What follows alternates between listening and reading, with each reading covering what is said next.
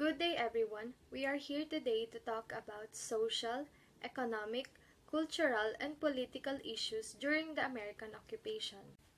When the Spanish-American War ended in December 1898, Spain sold the entire archipelago to the United States for $20 million in the Treaty of Paris, in an effort to become a global imperial and economic powerhouse. The United States political leaders colonized the Philippines due to its strategic location in the Pacific Ocean. When it became clear that U.S. forces were intent in imposing American colonial control over the islands, conflicts arose as the Americans tended to refer this ensuing conflict as an insurrection rather than acknowledge the Filipinos' contention that they were fighting to ward off a foreign invader, resulting to a lot of social issues to emerge. The first 2 decades of American rule did not result in any new changes of peasant oppression. During the Spanish period, the Spaniards had given enormous land properties to the Catholic Church. One of the first things the American did was to take care of redistribution of these land properties. To do so, they first had to pay an amount of $7.2 million to the Vatican in 1904. The small farmers or tenants didn't get any land properties, however. Land concentration and accumulation continued unabated with the sham American land reform, purportedly to buy out the friar estates and redistribute this to the peasants. The Friars Land Act did not give land ownership to the peasants, but to the inquilinos and to the newly established American corporations, as well as to certain key persons in the American colonial government. The land concentration further increased the rate of shared tenancy relationship. The land policies of the Americans assured the continuation of feudal arrangements and the growth of Filipino elite landlord class, now gradually being Americanized through a system of colonial education. For this reason, the response of the peasantry continued to be the same. Several peasants' revolts and uprisings continued the demands of the Revolution of 1896, but due to the changing social conditions, assumed different forms. The Bagong Katipunan in Bulacan and Rizal continued the anti-colonial battle cry and continued to resist American rule. Sakay's Republic in Bulacan, Rizal, Cavite, Laguna, and Batangas was another manifestation. So were the Pulajanes of Samar, Leyte, Cebu, and Bohol, the Colorums of Surigao and Agusan, the Babaylanos of Negros and Panay, which assumed nativistic forms in their anti-colonial and anti-principalia struggles. This period also witnessed the establishment of peasant organizations, such as the Kusog Sang Imol Maynawan of Negros Occidental, which brought together peasants in mutual aid cooperation as well as in common demands for higher wages. The Kapisanan Makabola Makarinag of Nueva Ecija advocated a secret people's army to lead successful local uprisings, which would provoke mass actions leading to wholesale property redistribution. The Philippine National Association of Tayug in Pangasinan advocated armed uprising, spontaneous revolution, and an anti-ilustrado and anti-military position. The Millenarian Entrencherado was an anti-elite and anti-alien merchant. Emergence of peasant unions associated with a distinct class orientation also proliferated during this time. Like in 1917, the Union ng Magsasaka in Bulacan raised the issues of tenancy and usury. This was followed by the Anak Pawis ng Pampanga, the Union de Aparceros de Filipinas in Bulacan, and as well as the Kusog Sang Imol Maynawan in Negros Occidental in 1919. During 1922 was the first Tenants Congress of the Katipunan ng mga manggagawa at magsasaka sa Pilipinas. Meanwhile, together with the Socialist Party and the Aguman din Maldong Talapagobra, the Katipunan ng mga manggagawa at magsasaka sa Pilipinas and the Communist Party of the Philippines merged in 1938 to present a united front against colonialism and landlordism. The Tangulan in Manila, Bulacan, Tayabas, Laguna, Pampanga, Nueva Ecija, and Cavite mobilized 97,000 members, both peasant and workers, along revolutionary social and economic objectives. They promised the peasant followers the confiscation of large land holdings to be redistributed to the landless. They also campaigned for electoral boycott in accordance with their demand for absolute independence. Forced by repression, they responded through an armed uprising which spread out to many provinces only to be violently quelled. The U.S. colonial government, hoping both to integrate local populations of Mindanao and Sulu into the larger society and to exploit their resources, initiated a homesteading policy designed to attract settlers from overcrowded regions of the central and northern Philippines to settle in what they saw as the underpopulated southern Philippines. American policymakers felt that closer intermingling would spread the national culture values into this region and reduce the likelihood of continued armed resistance in the future. Much of the Americans' interest in encouraging transmigration also had to do with the need to deal with increasing unrest among tenants and sharecroppers in central Luzon, where poverty, inequity, and the lack of American political ability to enforce a meaningful land reform was providing a fertile ground for communist insurgency. The immigration of Christian Filipinos to Mindanao had created a social landscape wherein Moro Filipinos and indigenous tribal Filipinos, which are called the Lumad, had become minorities in their own homeland. Violent encounters between both Moros and Christians, as well as between Christians and Lumads, had become common in Mindanao over rights to ancestral land. Filipino revolts and uprisings swelled into an all-out war. The U.S. Army responded by rounding peasants into concentration camps and declaring entire areas as battle zones, in which no distinctions were made between combatants and civilians. Same goes for Filipino fighters, who also tortured, captured soldiers, and terrorized civilians who cooperated with American forces. At least 4,200 Americans and 16,000 Filipino soldiers are thought to have been killed in the fighting. Historians have debated the scale of civilian deaths, with estimates ranging from 200,000 to almost 1 million. The war was brutal on both sides. On top of it, a cholera outbreak became entangled in the Philippine-American War.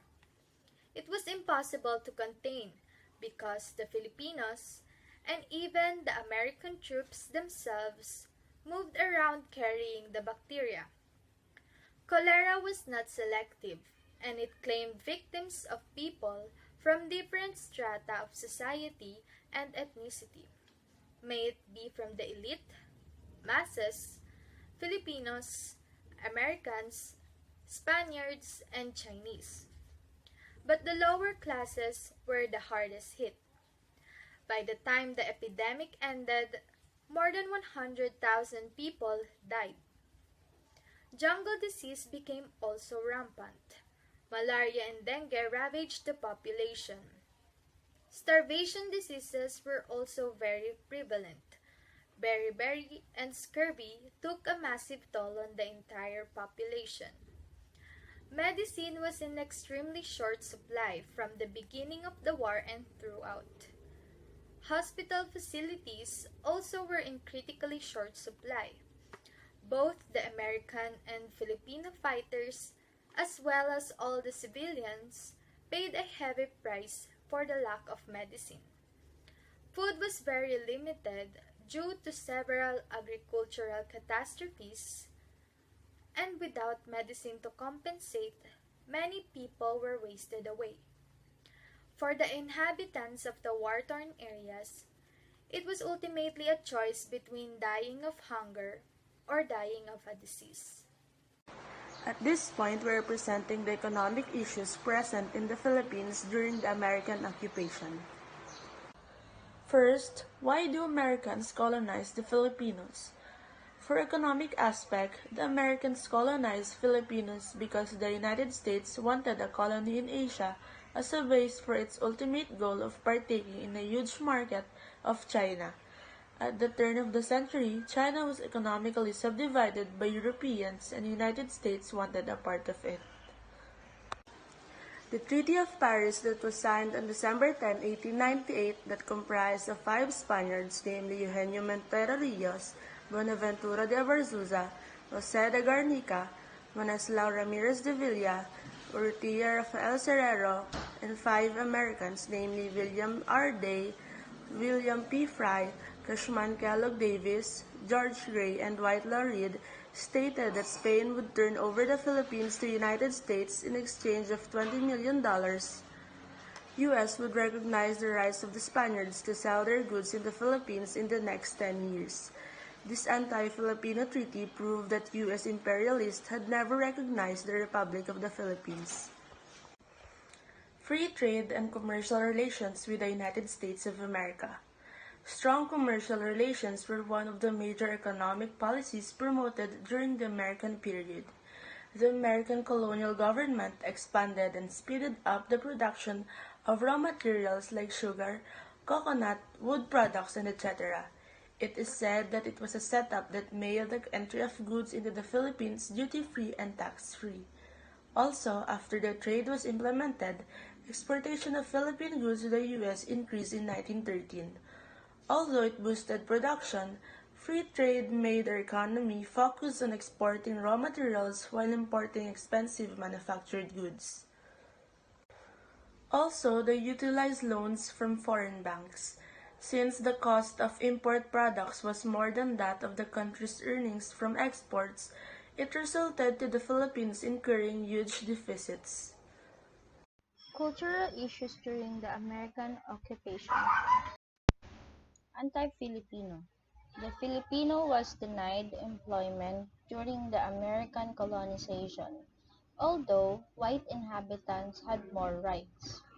The Filipinos were enraged because they had been taught that America would help them in their search for freedom. Possible say in the government was elected by the colony's elite people. America did not have faith in them. Raids, revolts, and general unhappiness resulted from these anti-Filipino feelings. The consequence of such conflict was the anti-Filipino movements were established, which in turn led to Filipino communities being attacked emotionally and physically by the Americans.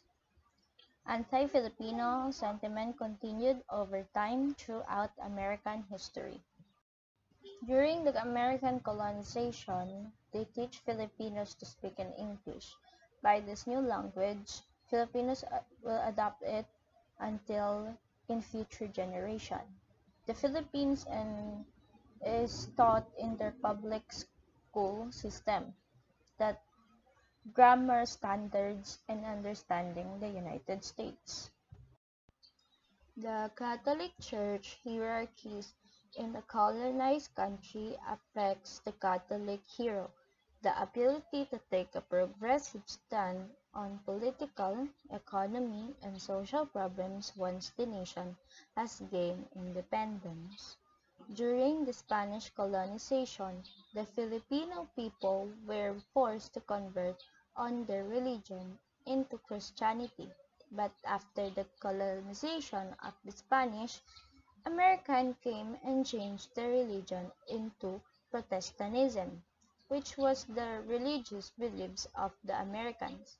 But later, the American adopted the Roman Catholic Christianity after its invasion in the Philippines. The non-Christian tribes in the Philippines have been more widely advertised in America than anything else connected with the islands.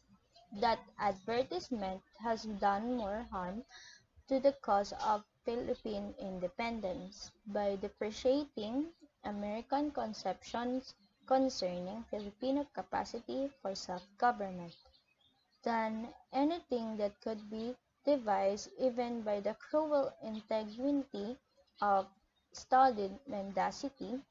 The non-Christian tribes as ancestral enemies of the Christians. Thus, for the first time is developed an attitude of being champion of the uncivilized pagan remnant left from prehistoric times against the Christians of the islands.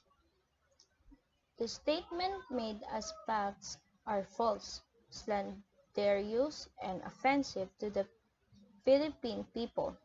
Their publication is a grave violation of the instructions given by President McKinley, which required that public functionaries should respect the sensibilities, beliefs, and sentiment of the Philippine people and should show them consideration.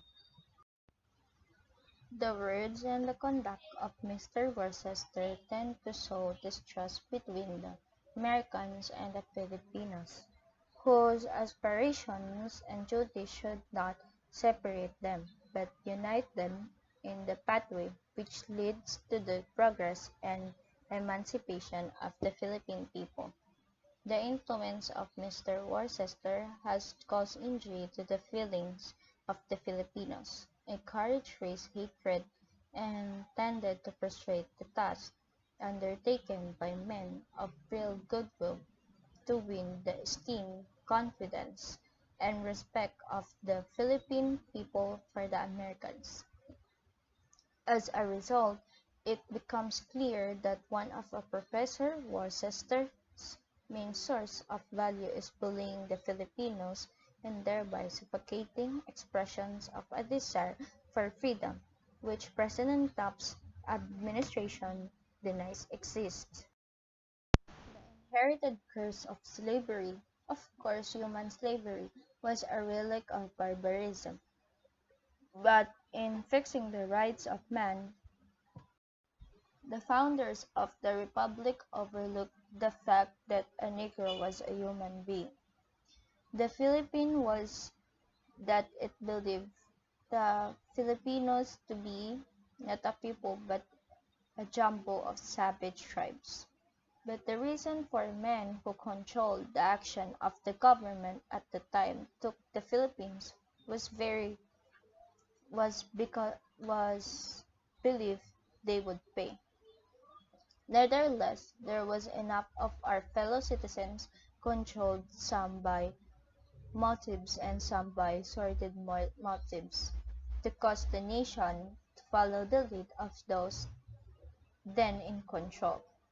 If the men then in control had taken the people into their confidence, the blunder would never have been made. The, the proof shows that the Filipino people ought to be allowed to pursue happiness in their own way instead of being made to pursue in Mr. Taft's way. Filipino people began to adopt the American fashion statement using hats, long sleeves clothes, and a long sleeve polo inside it, with matching neckties for men.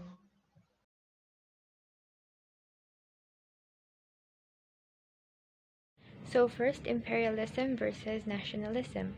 What is imperialism? Imperialism is the policy of extending one country's rule over many lands. Imperialism is the expansion of countries into less developed countries, and their main reasons for this is the promise of wealth, and nationalistic pride is also a motivating factor, and other things such as people's wants and desires for material things were also proponents of imperialism.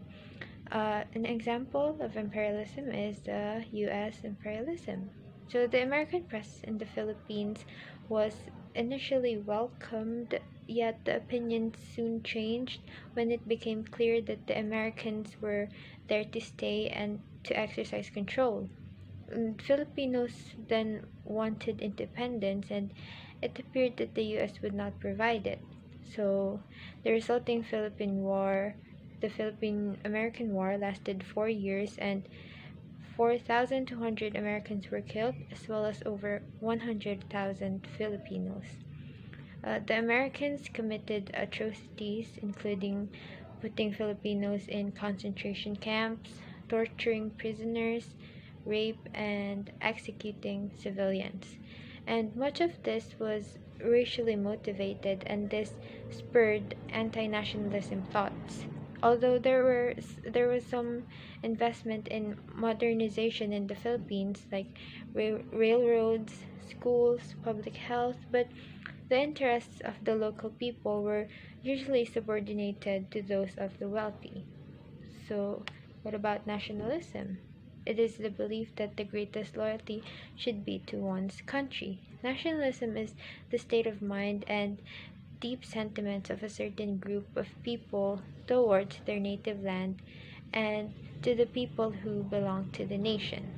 Nationalism is the great pride for one's country, and you can also think of it as an equation where pride plus cultural identity equals nationalism. And it can actually either be good or bad depending upon the situation. It can be good because, well, it can unite one's country, but it can also be bad because sometimes it leads to instances like, for example, the Holocaust or all of the World War II. These are examples of nationalism gone wrong.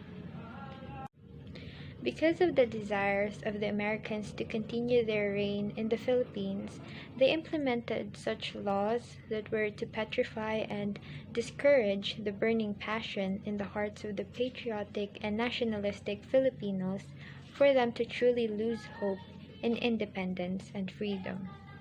So, the anti-nationalist laws, they were these repressive laws that were put in place to sanction the use of force against all nationalist Filipinos. So the first law that we're discussing is the Sedition Law. So the Sedition Law was signed on November 4, 1901. Excerpt of the Act number 292. This is an act defining the crimes of treason, insurrection, sedition, conspiracies to commit such crimes, seditious utterances, whether written or spoken, the formation of secret political societies, the administering or taking of oaths to commit crimes, or to prevent the discovering of the same, and the violation of oaths of allegiance, and prescribing the punishment therefor. So, in simple words, the Sedition Act aims to put a stop to Filipinos freely expressing themselves in all aspects and fields, and this even includes in theater.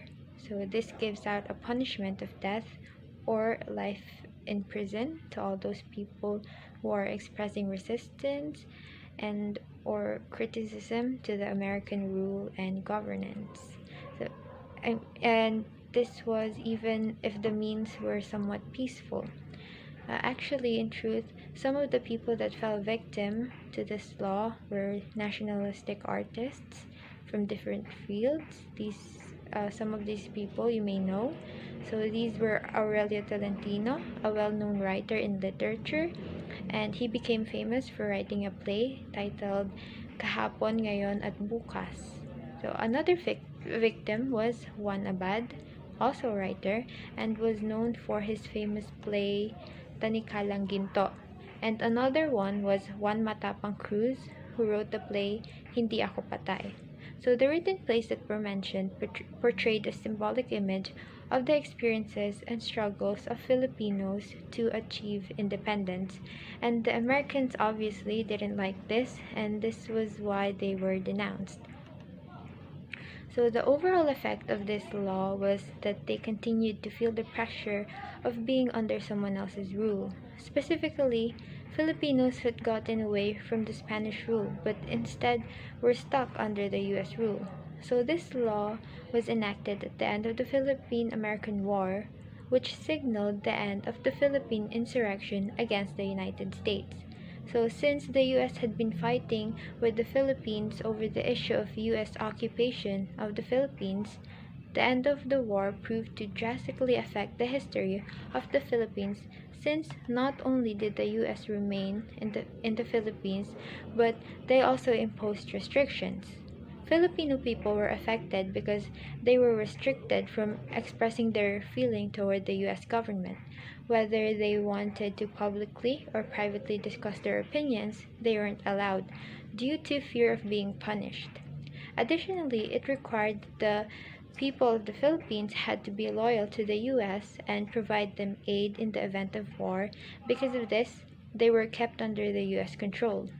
This repressive nature displayed how the US acted as if they were better than the Philippines because they took away the freedom of speech that it had once advocated for.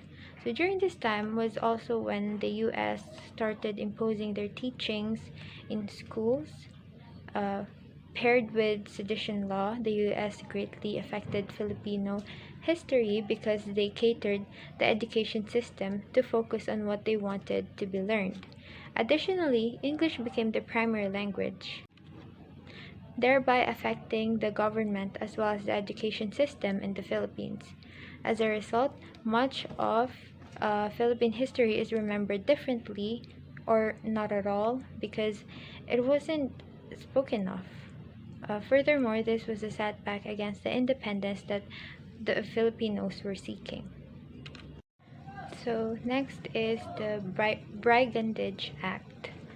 So the Brigandage Act of 1902 is the act implemented by the US in the Philippines that did not allow the Filipinos to create groups against the US government. So on November 12, 1902, the Brigandage Act was passed, legally labeling those Filipinos still fighting for freedom as bandits and robbers. So, Brigandage Act was passed, providing for severe penalty to those found in the company or were members of armed groups who were stealing carabaos, which were in great shortage due to rinderpest. This act was also used in order to stigmatize the Filipino guerrillas as bandits or thieves. Popular revolutionary leaders such as General Luciano San Miguel and General Macario Sakay, who was hanged in 1907, became martyrs to the cause of national liberation. Ladronism, or simple thievery, was then the synonym for terrorists in contemporary parlance. So, in short, the Brigandage Act restricts and prohibits Filipinos to form allegiances and movements that were considered nationalistic, and anyone who was to defy this law was to be punished with death or with a prison term of not less than 20 years for the members of an armed band. So next is the Reconcentration Act. So this is an American policy implemented in the Philippines which relocated rural populations into overcrowded villages. So this was the newly created concentration camps. So this was the forcible harboring of Filipinos by the Americans, where they were to be put in military camps in order to separate them from patriotic guerrillas. people that were not belonging to any of these camps or marked villages were considered bandits and or enemies of the state. So in this time, Filipinos were forced to leave their homes, and this became a struggle not only for Filipinos fighting for independence against the United States, but also to those Filipinos living peacefully and quietly without harboring any problems for the Americans. This also brought an epidemic and also hunger to many Filipinos, particularly in Batangas, where the death toll reached a whopping 50,000 because of the implementation of this law. So this was also where the Filipinos experienced torture inside those camps. So there was actually one type of torture. It was called the water cure or water torture. It was when they instructed people to lay down and forced them to drink large quantities of water in a short period of time until they become really full and be unable to contemplate anything. And if that wasn't painful enough, sometimes they punch their guts to make them vomit and get the water out, and sometimes they even jump on them to get it out quick, which would be really painful and messy. So this was a form of interrogative torture wherein prisoners typically either talk or die in the process. So the last is the flag law, enacted on August 23, 1907, the Act number 1696, an act to prohibit the display of flags, banners, emblems, or devices used in the Philippine Islands for the purpose of rebellion or insurrection against the authority of the United States, and the display of Katipunan flags, banners, emblems, or devices, and for other purposes. So this law forbid the display of the Philippine flag or any other nationalist flags or banners or symbols, especially those identified to the Katipunan. It also includes the banning of the use of the Philippine national anthem. So it was in those dark days of the American occupation of the Philippines when the Philippine Commission passed Act number 1696, or the Flag Law of 1907, which prohibited the Filipinos from using or displaying the Philippine flag, the Katipunan flag, and other revolutionary emblems in public. So the Americans legislated the ban to curb nationalistic sentiments, as flags were treated as seditious materials that would incite rebellion. This move cultivated animosity on the part of the Filipinos, rightfully so. To rectify this status quo, Senator Rafael Palma sponsored Senate Bill number 1, repealing the Flag Law of 1907, but the bill failed to pass into law. It took 12 years actually before the ban on the Philippine flag was lifted, when Governor General Francis Burton Harrison signed on October 24, 1919, Act number 2871.